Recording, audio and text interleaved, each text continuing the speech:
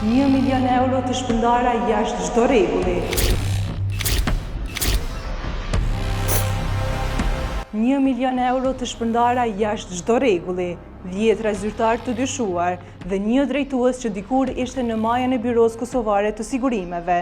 Pas raportimeve të insajderit që hallën dritë mbi pagesat e dyshimta dhe keqpërdorimet masive, Prokuroria e Prizrenit ndërmori një aksion të gjerë duke arrestuar ish-drejtorin Sami Mazreku dhe ish-drejtuesin financiar Valon Berisha në një hetim që përfshin mbi 40 persona të tjerë. Hetimi penal ka nisur pas kallëzimeve dhe raportimeve bazuar në një raport auditimi të brendshëm të BKS-s i cili ka zbuluar se gjatë viteve 2022-2023, periudhë që përkon me drejtimin e Mazrekut, janë kryer 166 pagesa nga llogaritë e byros jashtë procedurave standarde ligjore dhe jashtë sistemit zyrtar të dëmeve. Sipas raportit, mbi 1 milion euro janë shpërndar për kompenzim dëmesh, për shumicën ndërmuese të rasteve mungon dokumenti bazë ligjor, raporti Policisë së Kosovës për aksidentin.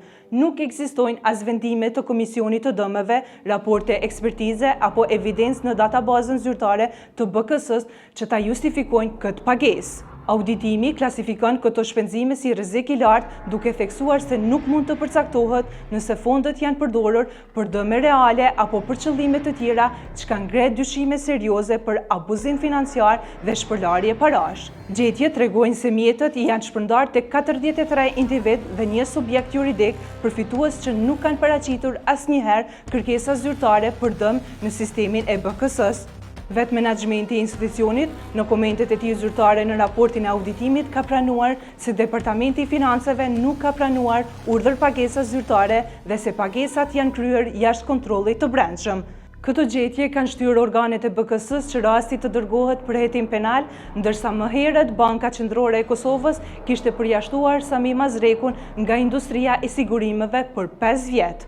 Valon Berisha, ish-drejtori i financave dhe kontabilitetit në BKS, gjithashtu ka rënë në pranga gjatë këtij operacioni. Ai përmes një deklarate zyrtare pranon për dëmin e shkaktuar prej mbi 1 milion euro dhe kërkon që BKS të kthejë parat në këste me të parin këst të propozuar prej 100.000 euro. Berisha merr përgjegjësinë për gjithçka që ka ndodhur në byro, duke deklaruar se punëtorët tjerë të byros, përfshirë ata në pozita drejtuese apo ekzekutive, nuk kanë pasur qasje, njohuri apo përfshirje në vendimarrjet financiare të ndërmarra nga unë. Çdo veprim ka qenë në kuadër të përgjegjësive dhe diskrecionit tim profesional, pa ndikim apo ndërhyrje nga persona të tjerë brenda byros.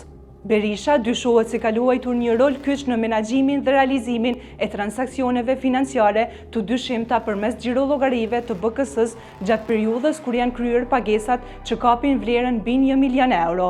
Kryeprokurori i Prokurorisë Themelore të Prizrenit, Petrit Kryeziu, ka deklaruar se aksioni përfshin më shumë se 40 persona në të gjithë Kosovën, duke cilësuar operacionin si një hetim të gjerë dhe kompleks. Për më tepër, Valon Berisha ka një biznes të regjistruar në ARBK ku figuron si përfaqësuesi autorizuar, ndërsa aksionar është edhe Sami Mazreku me aktivitet kryesor, kontabilitet, libërmbajtje, auditim dhe këshillime tatimore.